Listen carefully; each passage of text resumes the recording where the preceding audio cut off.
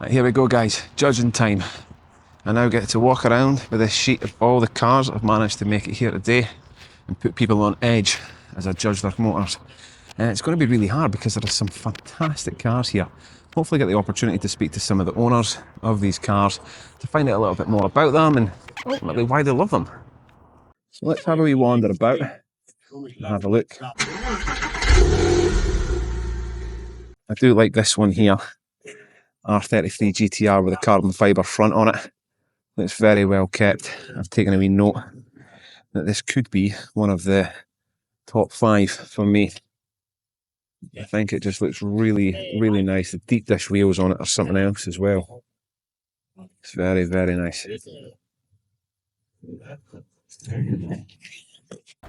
Might have a wee look under the bonnet, mate, yeah? Just seen this kid with the camera.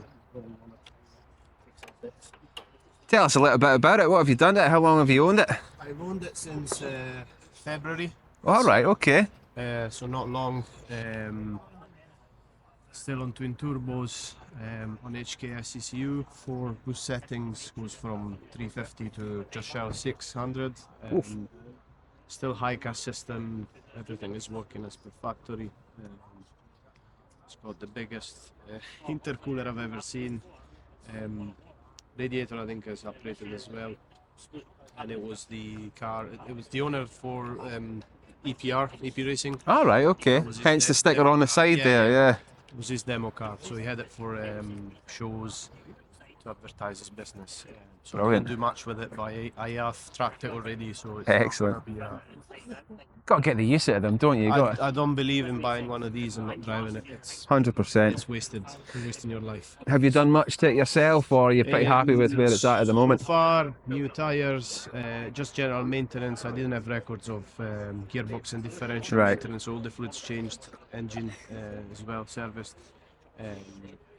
It's got a lot of power. The right mods are there, so there's not really much at this moment in time that I feel the car needs, other than obviously a bit of work on the wheels. I'm not too sure whether to restore them or go for something else, because I'm not too keen on chrome.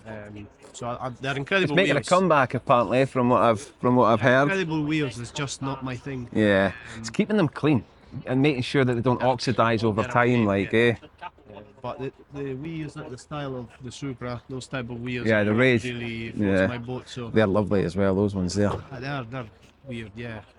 So I'm still not sure about what to do with the wheels.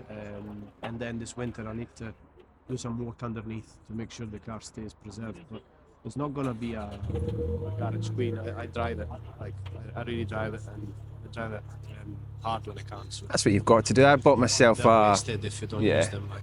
I got a Porsche 996 the tail end of last year, just parked out there. I wasn't allowed to bring it in. I was told, no, you keep that outside. But like that, had it round Knock Hill and all that sort of stuff, because you want to drive them, you want to see what they can do. You've got to, and it's the only place. Like before, I had a fully forged Focus ST.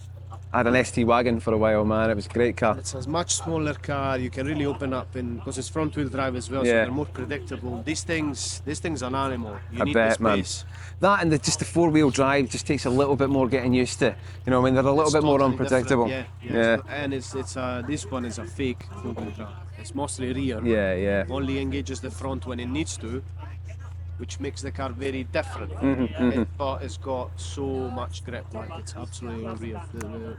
The last time I was out and knocking on the last session, I was really throwing it about and still could not go off the line. That's good stuff, man. Many years ago I had an SF5 Forester STI like that. It was a permanent all-wheel drive system, but it depended on whether or not you'd put your foot down, what wheels they were going to send the power to, and I caught myself out on a couple of times with that. Yeah, I also had very, very old wheels. Tires. Yeah, tires that were underneath when I bought the car were 11 years old. So. Jesus Christ. Yeah, not the best. How much, if you don't mind me asking, did you spend on it? it wasn't. Was way cheaper than any other cars I've seen, so I kind of had to go for this one. I could not get anything for the same. I think I got it for 33. Wow, that's not which bad. is- Yeah. yeah. It's This year. February. Yeah. Wow, geez.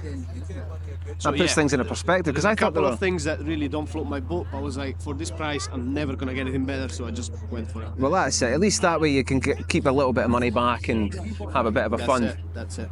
Yeah, you were looking at 45k easy. Well, that's ultimately. I thought you were going to say about 25 to 30k. I thought that was what your figure was going to be. So that is an absolute steal, and at least you know that the previous owner knows what he's been doing with it. You know. Between MOTs, some years they were like 300 miles. So Wow. literally into the garage, a couple of shows, back to the MOT centre, and back home. But at least now it's getting driven from yourself. You know, it's actually getting put through its paces. It needs to drive. You need to drive them a lot because then they foul the spark plugs. Yeah. Too much. It's the same with the Porsche over the last 10 years or so. It's had about 9 to 10,000 miles on it, which I'm hopefully going to double that by the time He I've had it. Like, for 8 or 9 years, and he's covered exactly 9,000 miles. wow. In the span. So a bit of a, as you say, a garage queen then up until It now. was in a garage all Yeah. the time. Yeah. I don't even ever garage myself, so it's not. It's not the way it's gonna be. Excellent. So yeah, this winter I need to do some work underneath. Just want to make sure the rust is not. Scottish weather, imported cars. Yep, definitely want to try and avoid that as best as possible. And I don't think I'll drive on the sold. No, keep it on the drive over winter.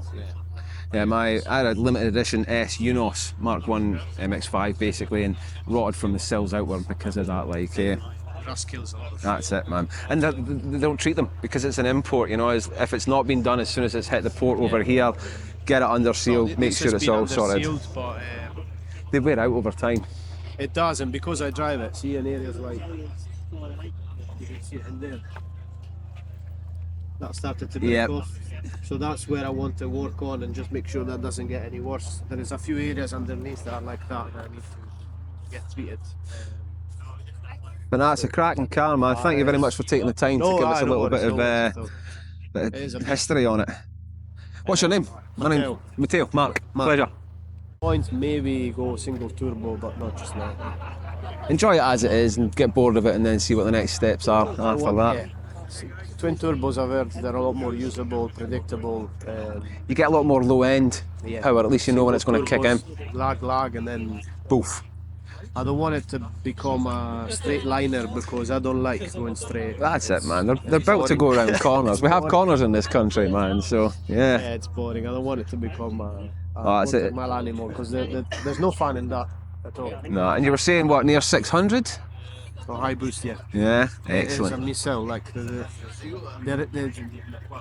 revs you get with these, it feels like you're driving a bike. I bet, man. The red is a 9,000, and they do change a lot. There is a bit of low end torque, but when you go past 3,000-4,000 revs, it's like it never stops. I run a small YouTube channel where I've went around a couple of guys. I was told from I think Gary from. nice one. Guys, Cool, yeah. You were pulling up with the Porsche, and they wouldn't let you live. And I was like, wrong day. Gary went, he's the judge. Don't I was like, it's fine. We're joking. Cool. Well, I better not stand here and get some of the rest of the cars done. of But course. absolutely cracking. Enjoy Great the- speaking to you, mate. Like,